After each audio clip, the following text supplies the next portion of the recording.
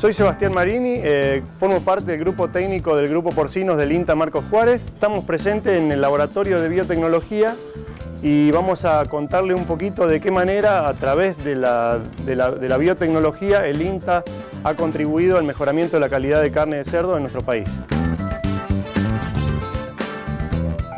En los últimos años, la producción porcina en Argentina viene creciendo a una buena tasa. Esto se debe principalmente a que hubo un cambio de paradigma en cuanto a los consumidores con respecto a la carne de cerdo. La gente empezó a comer carne fresca de cerdo, que hace 15 o 20 años atrás no lo hacía, comía la mayor parte de fiambre. Esto se debió principalmente a que hubo una mejora en la calidad de la carne del cerdo, y en esa mejora han participado varios actores. Las empresas de genética han hecho lo suyo, las empresas de nutrición han avanzado muchísimo y tenemos una muy buena nutrición para los cerdos para poder obtener esa carne de calidad. Y nosotros, como parte del INTA, apoyando ese proyecto para mejorar la calidad de carne, hemos trabajado en diferentes proyectos. Hemos salido a muestrear diferentes frigoríficos a lo largo de todo el país, en el cual traíamos muestras y analizamos la presencia de un tipo de carne que es perjudicial para la calidad, que son las carnes PSE, que son pálidas, blandas y exudativas. Nosotros lo que hacíamos era tomar muestras del frigorífico y traíamos al laboratorio de biotecnología para hacer extracciones de ADN y determinar la presencia de un gen que era responsable de esa aparición de carnes PSE. Y hemos obtenido que, digamos, ese gen estaba presente en la mayoría de las carnes PSE. Teníamos una alta incidencia en el país de ese gen o esa enfermedad en los cerdos que causaba este tipo de deterioro en la calidad de la carne. Se trabajó sobre eso. Hoy en día es una enfermedad ya que muchos productores, la mayoría ya la conocen, ya tienen conciencia en su criadero de esa enfermedad, porque no solamente afecta la calidad de carne, sino en la producción primaria. Los animales que tienen esta enfermedad genética, frente a situaciones de estrés, pueden llegar a morirse, y que se le muere un animal a un productor es plata que está perdiendo. Pero bueno, eso a su vez ayudó a que al disminuir la frecuencia de ese gen que producía la muerte de los animales, también nos ayudaba a nosotros a disminuir la presencia de carnes PSE en las góndolas. Ese fue un primer proyecto de trabajo en el cual participó la biotecnología mediante el diagnóstico de esa enfermedad, ya que es una enfermedad genética, y mediante técnicas de biología molecular en el laboratorio se podía detectar a aquellos animales que eran positivos o portadores del gen que causaba esta enfermedad. El uso de marcadores moleculares es una herramienta que hoy está presente y que es de gran utilidad para mejorar o contribuir en cuanto al mejoramiento de la calidad de la carne, ya sea de manera de analizar a los reproductores para que los productores puedan hacer sus cruzamientos para obtener los animales con baja incidencia de este tipo de genes que afectan de manera negativa la calidad de la carne, y a través, que el productor, a través del manejo que haga dentro de su granja, nos ayude. Las herramientas serían la biotecnología acompañado con el manejo de los reproductores dentro de la granja. Eso estaría contribuyendo de manera muy positiva a la calidad de la carne.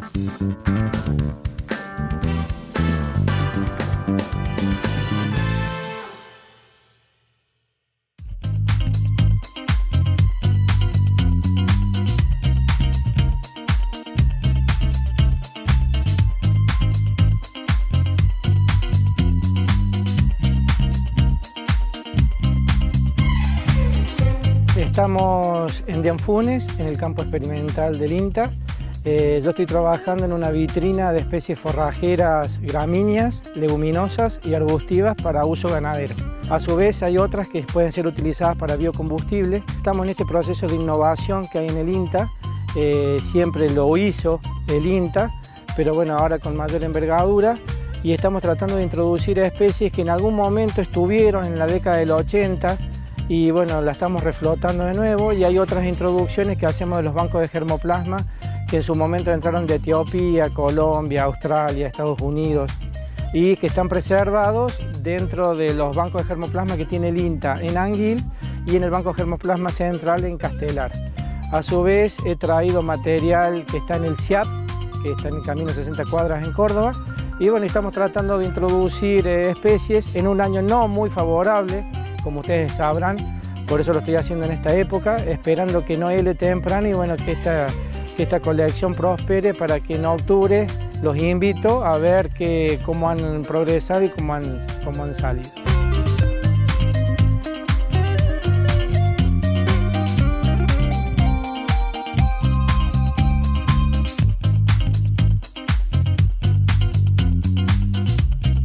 Dentro de todas las colecciones que se trajo de distintos lugares, las que prosperan son los Cencrus, que nosotros los conocemos como los Buffel, los Chloris, que son las gramas, Panicum en distintas especies, Virgatum, Coloratum, Maximum. También he vuelto a reflotar una colección de Eragrostis curvula, que son los famosos pastos llorones del banco de germoplasma de Anguil. Y a su vez estoy probando leucaenas, que son arbustivas leguminosas, de una tesis doctoral de Corrientes resistente al frío. A su vez traje algunos arbustos en mis viajes a Colombia para uso en silvopastoril. Y bueno, estamos probando, tratando de ver cuáles son las situaciones que pueden dar a divulgar estas especies, sobre todo ante los cambios climáticos que estamos teniendo, ante el calentamiento. Y bueno, y vamos viendo qué posibilidades hay y qué éxito tienen las mismas.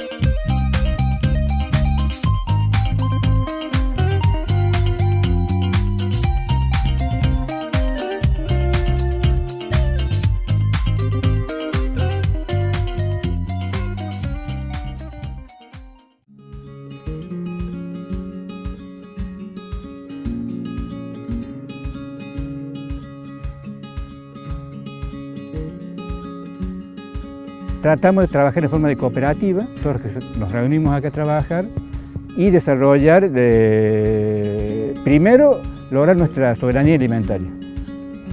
Cultivar lo que uno realmente quiere consumir, no que nos impongan el consumo de afuera, ¿no? Y a partir de ahí comenzar, primero comer nosotros y después todo el excedente comercializarlo de forma directa, sin pasar ni en el mercado de abasto ni en verdulería, sino directamente con el consumidor. Hacer el vínculo consumidor-productor. Y eso estamos armando toda la red de venta en los barrios. Ahora vamos a hacer un bolsón para un grupo de gente.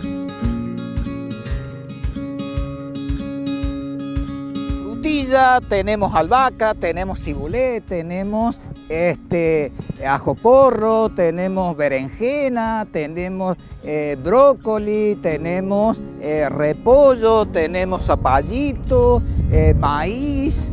Bueno, es bastante lo que hay. Y bueno, próximamente también vamos a empezar ya con lo que es las verduras de otoño e invierno, y la tecnificación es el proyecto que le presentamos al INTA, donde hay un rotocultivador, donde hay herramientas para pesar, son muchas las cosas que gracias al INTA nosotros tenemos y que se nos ha facilitado un montón, porque el predio que tenemos son 20 por 80, es imposible trabajarlo con palas, ¿no? O con asadas. O sea que eso los benefició muy ampliamente, sí. Hasta ahora hemos estado trabajando toda asada esto. Casi paro no hemos usado. Y bueno, hay que darle todo el día a la asada. Y ahora hemos tenido la incorporación de un motocultivador grande que para trabajar sentado, que nos va a permitir trabajar por lo menos 1 hectárea con el motocultivador y quizás más. Y estamos pidiéndole tierra. Este es un convenio que nosotros estamos acá con Bio 4, que ellos nos facilita la tierra, también el agua.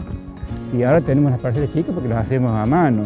Pero ya con el motocultivador ya necesitamos más espacio. Estamos pidiendo que nos hagan más allá, más espacio para poder ampliar la producción, porque ya nos quedó chiquito el espacio. Ya con el motocultivador ya sí, porque eso nos permite trabajar en una extensión mucho más grande donde ya ahí podemos producir ya una cantidad suficiente como para ya decir, vivimos de esto. La tecnología no hay que despreciarla.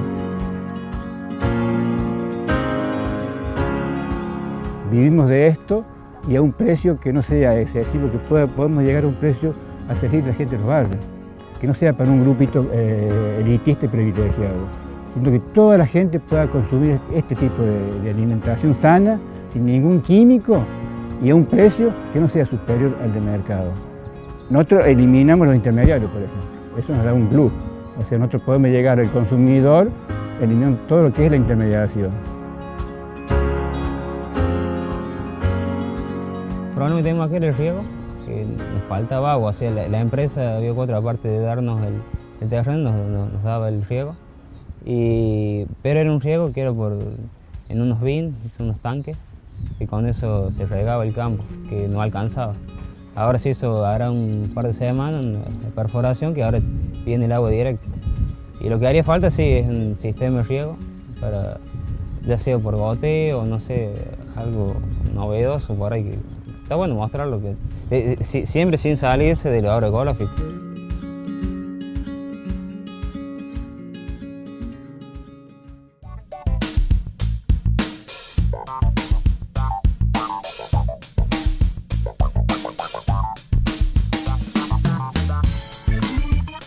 La biotecnología es una ciencia interdisciplinaria que involucra tanto conceptos de biología de los seres vivos como de herramientas tecnológicas.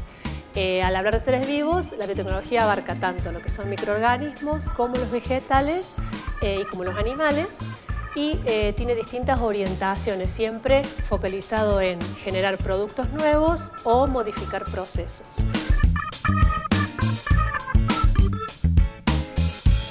La biotecnología en realidad puede ser aplicada ya sea en la parte de farmacia, en alimentación, en medicina, en medio ambiente o en agricultura, que es el caso nuestro. Nosotros particularmente trabajamos con biotecnología vegetal y esto se hace en conjunto con los grupos de mejoramiento del experimental, puntualmente en lo que es mejoramiento de maní, de girasol y de alfalfa. Y se siguen dos líneas, digamos, o dos tendencias, que una es todo lo que son los estudios de diversidad genética, o sea, estudios de variabilidad, en conjunto con los bancos de germoplasma.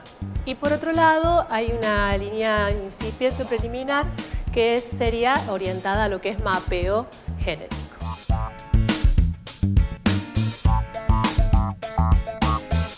Cuando hablamos de variabilidad genética, estamos hablando de encontrar alelos distintos o comportamientos distintos de plantas que a lo mejor todavía no han sido estudiados y que nos pueden servir para que esa planta tenga un comportamiento, por ejemplo, de resistencia a lo que es la sequía o de resistencia a alguna enfermedad particular. Entonces, un poco de eso se trata, estudiar la diversidad principalmente en lo que son los bancos de germoplasma, que es conservación de materiales, ya sea semillas o material vegetal en distintos estados, como una fuente de alelos, ¿no? Para llevar adelante un estudio, un ensayo de biotecnología, lo primero que tenemos que hacer es ir al campo, cosechar, digamos, material verde, que en el caso puntual nuestro son hojas.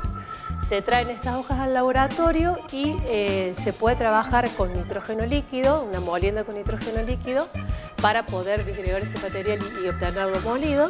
O se puede hacer un proceso de secado bajo vacío, que es lo que nosotros utilizamos en este caso, que es liofilización. Una vez que tenemos el material verde listo, hacemos un protocolo, una técnica de laboratorio que el objetivo de la misma es extraer el ADN, o sea, romper las células vegetales y obtener el ADN suelto de esos individuos o de esas plantas. Una vez que tenemos esto, nosotros trabajamos con los marcadores moleculares, que hay muchos. En el caso nuestro lo que usamos son microsatélites. Entonces, para trabajar con microsatélites, lo que hacemos es una técnica que se llama amplificación por PCR. Y luego, para poder ver cuál es el resultado de esa técnica, lo complementamos con electroforesis. Esa electroforesis, en el caso puntual nuestro, la hacemos en geles de acrilamida y se complementa con tinción de plata para poder ver, digamos, en un vidrio cuáles son los resultados, es decir, qué alelos tiene cada una de las plantas que estamos analizando.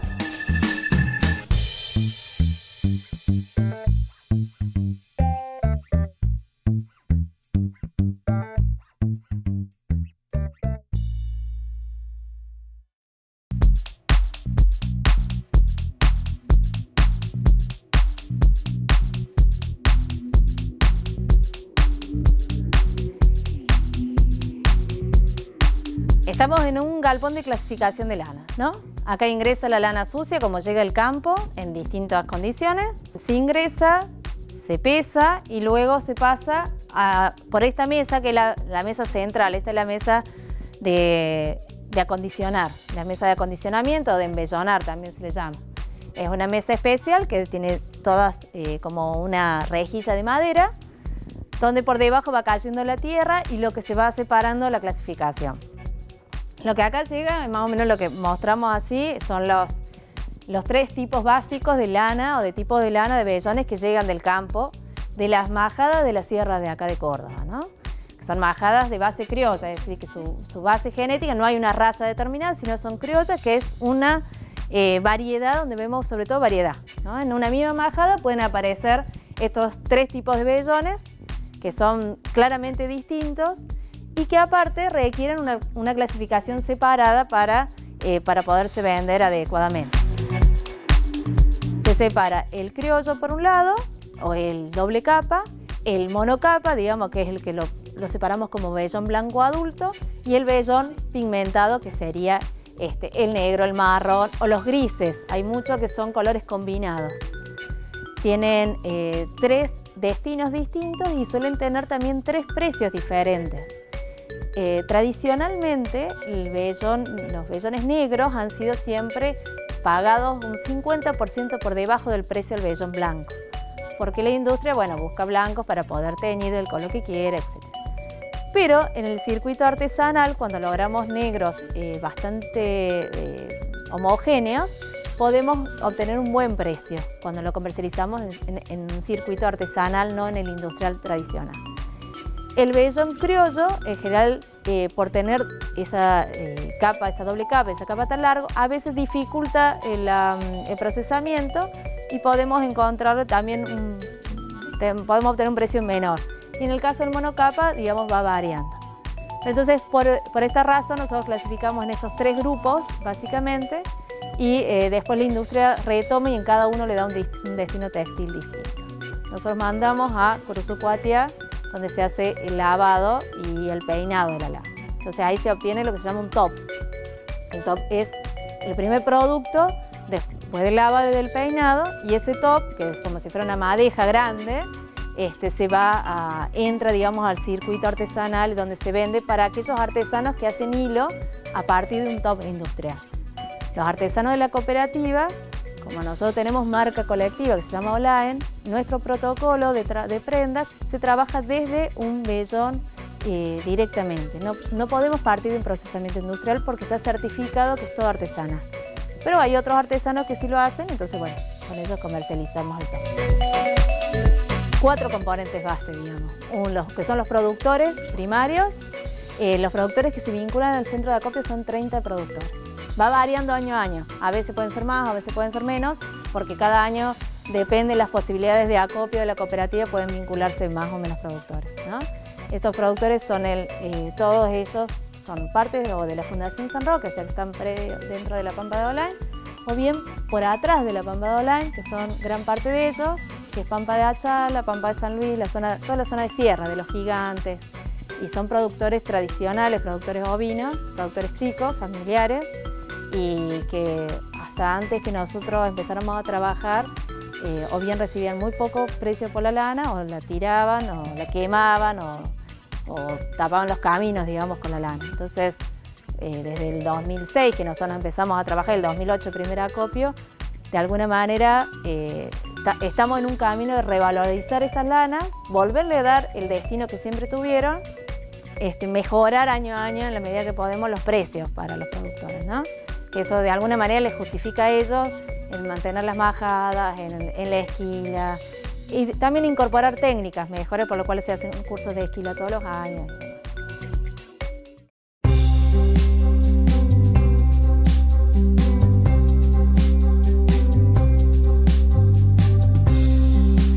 Soy María Beatriz Formica, trabajo en la Estación Experimental Agropecuaria Marcos Juárez del INTA y mi especialidad es la conservación de recursos genéticos.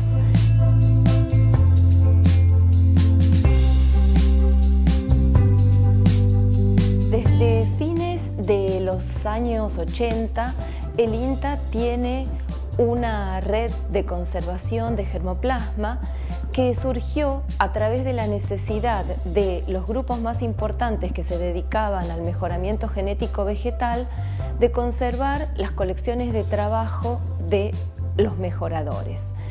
A partir de esa necesidad de conservar esas colecciones de trabajo, descubrimos que era indispensable conservar esa variabilidad genética que podría perderse no solamente con los fenómenos de agriculturización o de desplazamiento de las praderas naturales y de los ambientes naturales, sino también como producto de los mismos procesos de mejoramiento genético vegetal, porque los procesos de mejoramiento tienden a la selección de características deseadas, ya sea para la productividad, para la calidad, para la sanidad de un determinado cultivo. La importancia de conservar la variabilidad no solamente de las especies que cultivamos, sino también de las especies nativas, radica en las posibilidades que tenemos de disponer de genes que nos permitan seguir progresando en el mejoramiento de las especies cultivadas o utilizar algunas especies, por ejemplo, para solucionar los inconvenientes de suelos salinos, de suelos inundables o de algunos ambientes críticos que, como por ejemplo los que quedan después de la explotación minera o de la explotación petrolera. Entonces, hay un grupo de gente muy importante trabajando a lo largo de todas las estaciones experimentales de INTA en distintos cultivos, en distintas especies, algunas especies cultivadas y otras especies nativas. En particular, en el Centro Regional Córdoba, nosotros trabajamos en la Estación Experimental de Marcos Juárez con las colecciones activas de trigo y soja y en la Estación Experimental de Manfredi con las colecciones activas de sorgo, girasol, maní y alfalfa. Solamente el maní en nuestro centro regional es una especie nativa. Las demás son importantes especies cultivadas que hacen a los cultivos más difundidos en nuestra zona de influencia.